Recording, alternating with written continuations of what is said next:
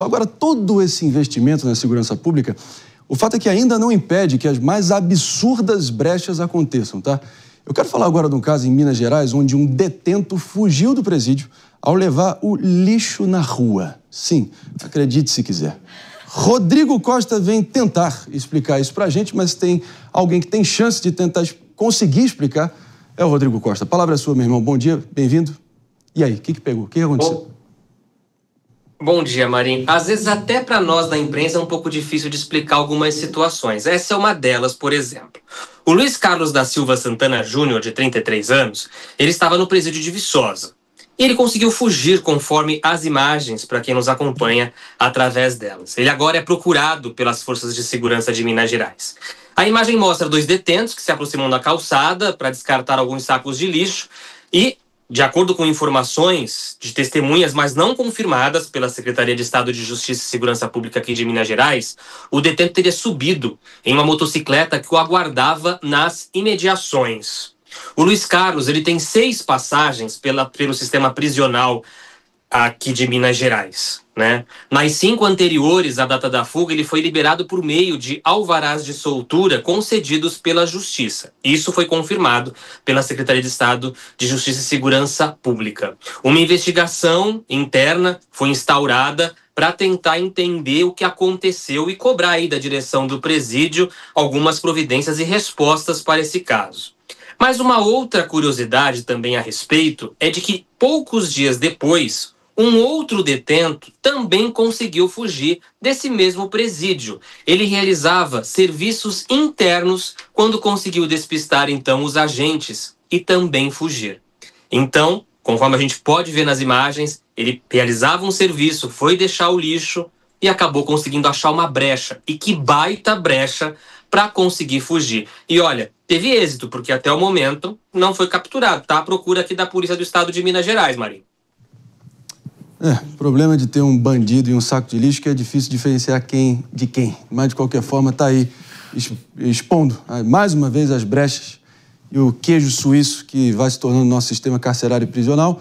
Mas vamos ver como é que a gente vai para reverter isso na sequência. Rodrigo Costa, obrigado pela presença. Aninha Beatriz, senti que você quer comentar. A palavra é sua. André, é curioso que no começo da semana a gente estava discutindo sobre uma iniciativa do governo do Paraná de colocar os presos para reconstruir escolas e demais edifícios que foram afetados por conta daquela ventania. Aí agora a gente vê um preso fazendo uma atividade básica, que é deixar o lixo perto de onde, sei lá, provavelmente o caminhão vai passar, e ele consegue fugir com uma facilidade extrema. E o Rodrigo Costa comenta, já tinha uma moto esperando, então alguém vazou a informação de que talvez esse preso estaria fazendo o exercício dessa atividade nesse exato momento. O meu ponto aqui é o seguinte, a gente tem que colocar os presos para devolverem algo para a sociedade, para fazerem os serviços básicos, obviamente de forma facultativa, para diminuir as suas penas, mas a gente tem que fiscalizar para que isso não se transforme em uma fuga, para que isso não se transforme numa possibilidade deles deixarem de cumprir as suas penas. Falhou aí o presídio em algo absolutamente básico. Eu tenho uma questão bem simples aqui, né, David? Como é que o presídio, a direção do presídio, escolhe ali para fazer um trabalho externo? Que história é essa? Isso é um presídio ou é um condomínio para levar lixo para fora?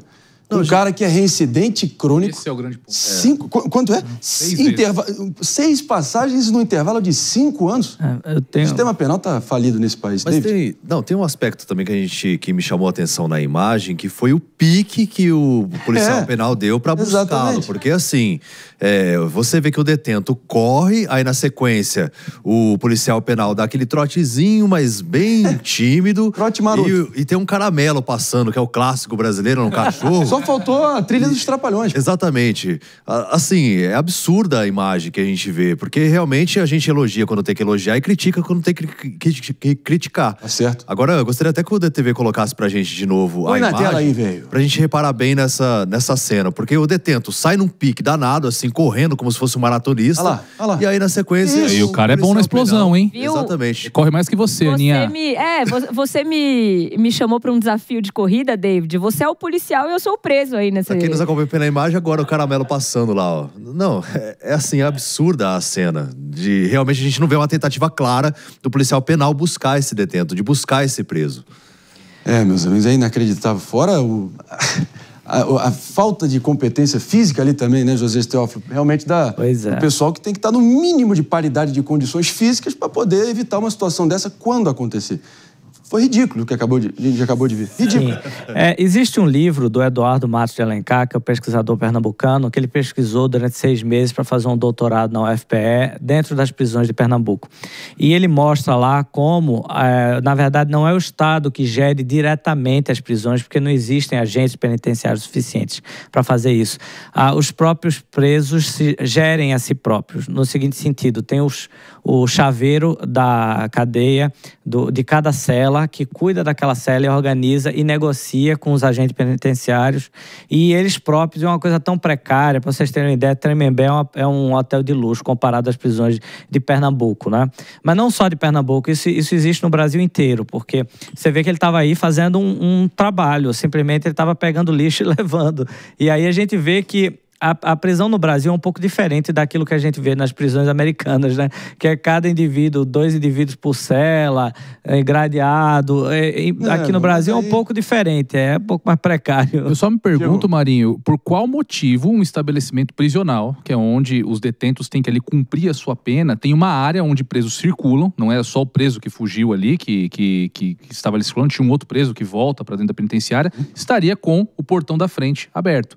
Então existe aí também uma falha de segurança, evidentemente segurança, pelo que nós estamos repercutindo aqui, evidentemente nós não temos nos presídios, mas existe uma falha operacional aí, então nós temos que discutir sim a responsabilização da direção do presídio. Ou uma facilitação intencional, né? Gente, mas isso é comum, eu acompanho assim diferentes penitenciários, sou de uma região onde tem a maior concentração do estado de São Paulo, muitas vezes eles são utilizados para capinar, tudo é o que se espera mesmo do preso, que ele realmente retribua para a sociedade aquilo que ele desfavoreceu todo o contexto da população.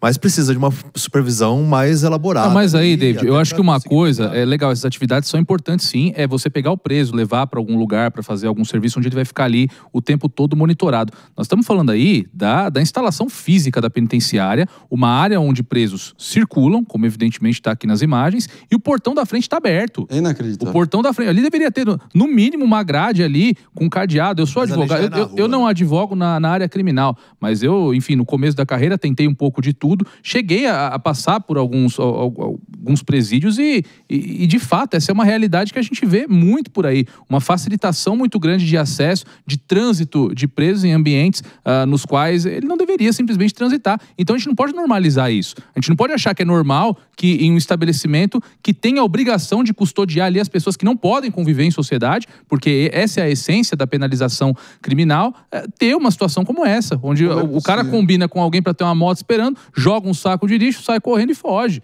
Então, eu acho que isso cria uma cultura muito ruim para o nosso Estado e que a gente não pode admitir de forma alguma. Mas, de novo, é um caso que é ridículo, mas é sintomático de um problema muito maior que acaba afetando em vários sentidos, né? Fora, enfim, que o garantismo radical, essa tese, esse apego ao conceito de ressocialização como um fim em si mesmo, como um valor absoluto, como algo inquestionável, acabou deixando um país mais violento e mais insalubre para todos nós. Acho que isso é ponto pacífico nessa altura do campeonato. Agora, um detento com 6 passagens no intervalo de 5 anos para fazer um trabalho externo, aí lógico, ele engatou ali o Usain Bolt e saiu aí, perfeitamente.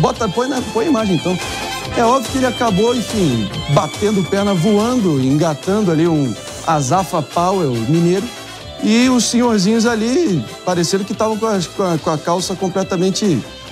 Sabe o que eu lembrei também? Daquela trend que o pessoal... Completamente arriado. Muitos policiais.